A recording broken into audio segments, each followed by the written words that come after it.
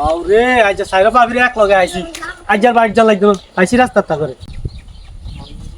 বাবুরে কিস্তি ওলা এ বেটা কোনে দাস এদিকে এ ওদিকে আরে বেটা এদিকে আরে বেটা কি তোর কি সমস্যা তো এদিকে আরে ভাই এদিকে কিস্তি ওলা সমস্যা কি এদিকে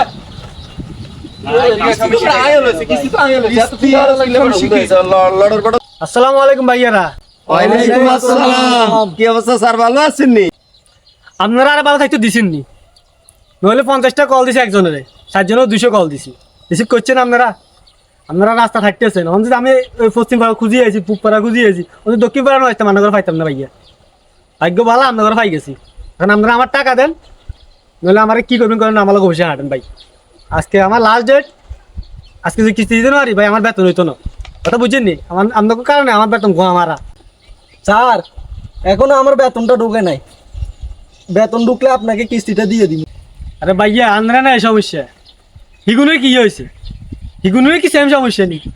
স্যার শর্মার কথা কি করতাম, বিয়ে করছি অরূপ শ্বশুরের থেকে টাকা আইবার কথা, তাহলে টাকাটা এনে দিলে 2-3 দিনের ভিতরে কিস্তি দিয়ে দিন। স্যার আজকে 1 সপ্তাহ ধরে কাজ করতেছি, কাজ করি আমার জীবন শেষ, কাজ করতে করতে আমার কিস্তি টেয়ার লাই। এখন আপনি আমার 50টা কল করছেন, কিন্তু আমি আমার কন্ট্যাক্টদারের 100টা কল করছি, তারপরেও শালার ঘরের শালা কন্ট্যাক্টদার আমার ফোন ধরে না। এতে আমার টাকা দিবার ডেট আজকে, আপনারা আমি কিস্তি দেবো। স্যার ধৈর্য ধরছেন, আর কদিন ধরেন, সমস্যা না, আমি কন্ট্রাক্টর থেকে টাকা নিয়ে আপনাকে দিয়ে দিব, এটা তো কোনো সমস্যা হইতো না। আরে ভাই আচ্ছা হ্যাঁ, তোকে না যে কোনো একটা সমস্যা বুঝলাম।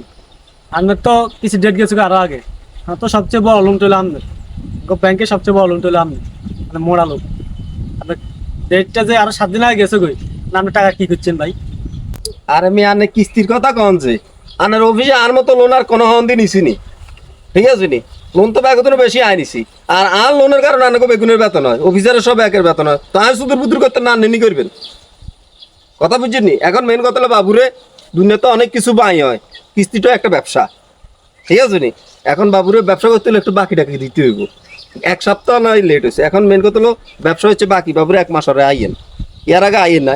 আপনি কোমলমতি ছেলেদেরকে যখন আপনি প্রেশার দেন, এরা কি একমত থাকতে পারে, এক জায়গায় থাকতে পারে? এরা এরা আপনার কিস্তি জ্বালা দেখেন, ওই পশ্চিম পাড়া, পূর্ব পাড়া আর দক্ষিণ পাড়া চলে এসছে, ঠিক আছে? আর আপনি তো এখন দেখেন না, এখন কারফিউ চলে না, আপনার কোন হন্দি চাকরি দিছে, মানে কারফিউর টাইমে যে অন্য কিস্তি টেলা আইসেন, আপনি কি করলে ডর ভয় নাই? আর এরা কারা? এরা সবাই তো হচ্ছে বুঝছেন নি কোনটা নাম আর বললাম না, এদের লোক। সাবধান, নেক্সট টাইম আইলে বাবুরে বুঝ করিয়ে আইয়েন। তো বাবুরে আপনি টেটা আনের আমি ব্যবস্থা করে দিন, টেনশন করার দরকার নাই, ঠিক আছে নি? আচ্ছা তো আল্লাহ হাফেজ। ভাইয়া আপনাকে সব সমস্যা তো আমি বুঝছি। মূল কথা হলো যে আরো তো একটা চাকরি ভাইয়া, আর যে 146 যারা জারি চলতেছে, এর ভিতরে আমি আইছি। রাস্তার মধ্যে পুলিশ, আর্মি, বিডিআর দাঁড়াই আছে, জীবনের ঝুঁকি লই আপনার কাছে আইছি, কিন্তু কিছু টাকা তাল্লাই ভাই, যা চাকরি দেখতো না ভাই, 8 টাকা তো ফ্যাট, আর নিজেও তো চালানো লাগে। ভাইয়া আপনারা কি করবেন করেন, আমার টাকাটা অতি শীঘ্র ভাই দিয়ে দেবো, একটা ব্যবস্থা করে দেন। আমিও বাড়িতে যাইতে ভাই, আপনার টাকা পাওয়ার পরে আমি বাড়িতে যাই, আমার ছুটি দিচ্ছে না। আসসালামু আলাইকুম, আমি যাই। আরে বাইরে ভাই, কি দুঃখের কথা গিয়ে করতাম, এই কিস্তিতে আর লইলাম লই, এগুলোকে আমি খাইছি বিয়ে করতে সময়, তো মানুষের খাবাইছি, এই সময় সাহস করি, মানে ফার্ম ইদেন করে বেলা আর একটা ভাব দিয়ে বেলা খাবাইছি, 10 লাখ টাকা করে জব করে খাবাইছি। এখন আমি এমন এক ক্রাইসিসে আছি বাবুরে, এখন ঘরের বড়ও লাগে না শান্তি, ইতিও অশান্তি, কিস্তি হলো অশান্তি। এখন বইকে মরে দিলে তার একটা বিয়ে করতে দিতাম, এখন জারণি করে জারণ, ইতিও তো মরে না, আর কিস্তি হলো যার কেউ মরে না, এই এক অবস্থা রে ভাই। তো আর কি, চলো আমরা যাই গে।